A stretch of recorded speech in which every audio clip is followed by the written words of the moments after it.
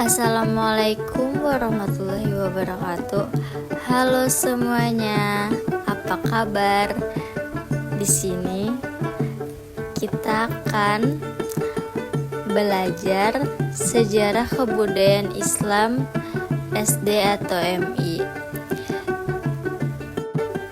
yang berjudul Kiai, Sarjana, dan Ustadz Hasyim. Nah, sebelum masuk pembelajaran, teman-teman tahu nggak di Kalimantan dulu ada benda kecil yang dipercaya bisa menyembuhkan penyakit, bukan obat, tapi jimat. Oke, selanjutnya bayangkan kalian di sebuah desa di tepi sungai di mana setiap orang percaya pada kekuatan benda kecil yang disebut jimat. Apa itu sihir atau bagian dari Islam? Di tanah Banjar, Islam masuk dengan damai pada abad ke-14. Tapi masyarakat tetap mempertahankan jimat. Mengapa? Karena bagi mereka itu bukan sekadar benda, tapi warisan budaya. Nah, selanjutnya, pernahkah kamu mendengar kisah tentang jimat yang dipercaya bisa mengusir penyakit atau wafak yang dipercaya bisa melindungi dari bala? Di benua Banjar, kepercayaan ini sudah hidup ratusan tahun, tapi apa kata Islam tentang ini? Dulu, di tepian Sungai Barito, hiduplah seorang dukun kampung bernama Kiai Sarjana. Tangannya tak pernah lepas dari jimat dan wafak, tapi suatu malam mimpinya mengubah segalanya. Baik, kita akan lanjutkan lagi, tapi sebelum memasuki materi, di sini saya mempunyai gambar ilustrasi tokoh dari Kiai Sarjana dan Ustadz Hasyim.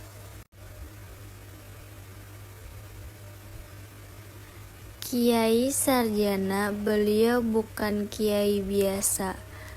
Dulu masyarakat mengenalnya sebagai dukun kampung yang selalu membawa jimat dan wafak untuk menyembuh penyakit, mengusir roh jahat, bahkan mendatangkan hujan.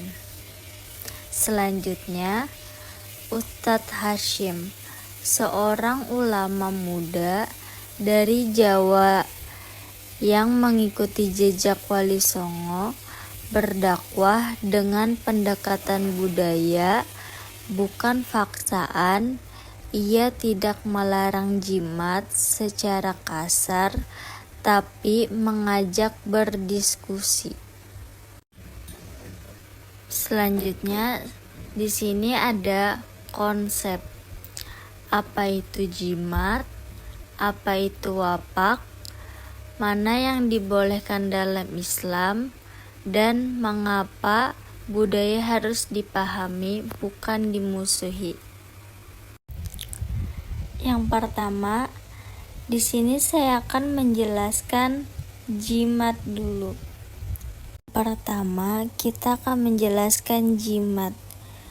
Jimat adalah simbol budaya jika digunakan dengan ayat Al-Quran dan niat yang benar bisa menjadi pengingat kepada Allah. Tapi jika diyakini sebagai benda karamat yang bisa menyelamatkan, itu bisa melenceng. Dalam bahasa Indonesia, jimat merujuk pada benda yang dipercaya memiliki kekuatan gaib atau magis yang bisa memberikan perlindungan, keselamatan, keberuntungan, atau kekuatan supranatural kepada pemiliknya.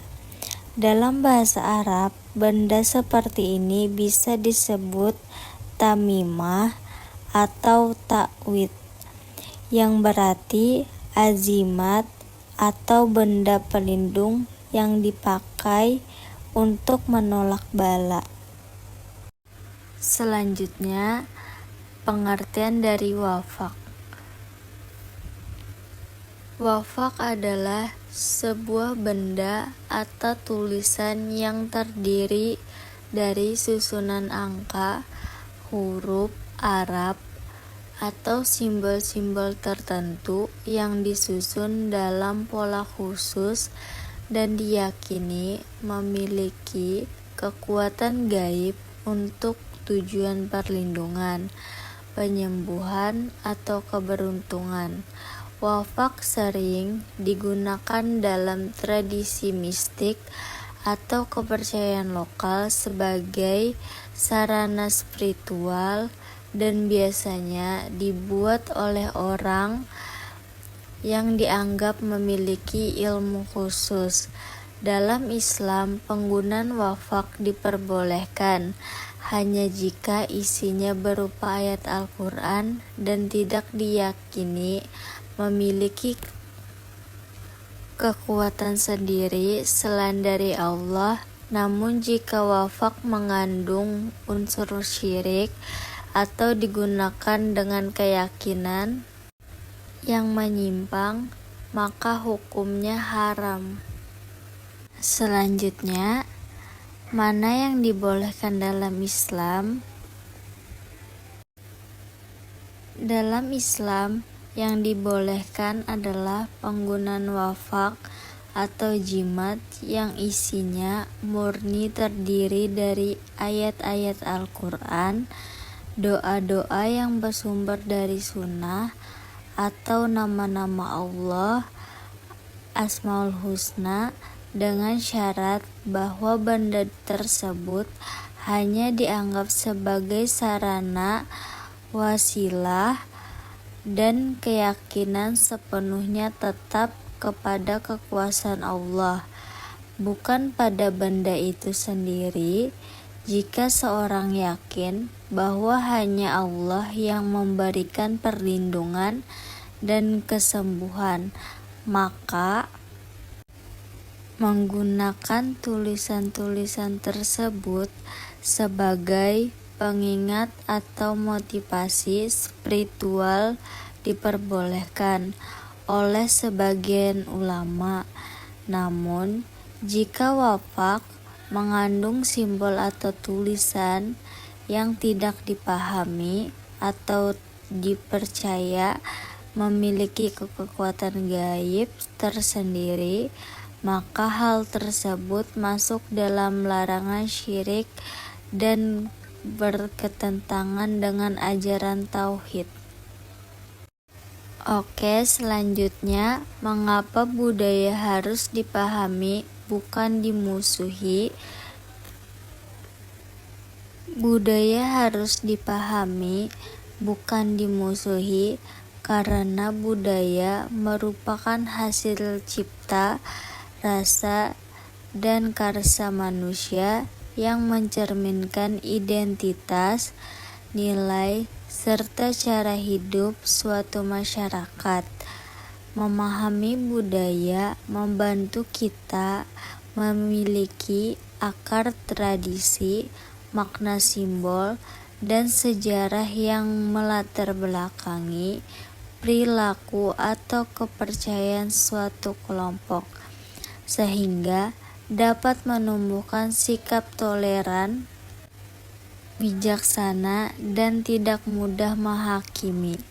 Dalam konteks dakwah dan pendidikan, pendekatan yang menghargai budaya lokal justru lebih efektif untuk menyampaikan nilai-nilai agama dengan cara yang lembut dan membumi, sebagaimana dilakukan oleh para wali songo memusuhi budaya tanpa memahami esensinya hanya akan menimbulkan konflik, salah paham, bahkan menutup pintu dialog dan perbaikan. Nah, jadi itu aja materi pembelajaran hari ini. Sekian, terima kasih.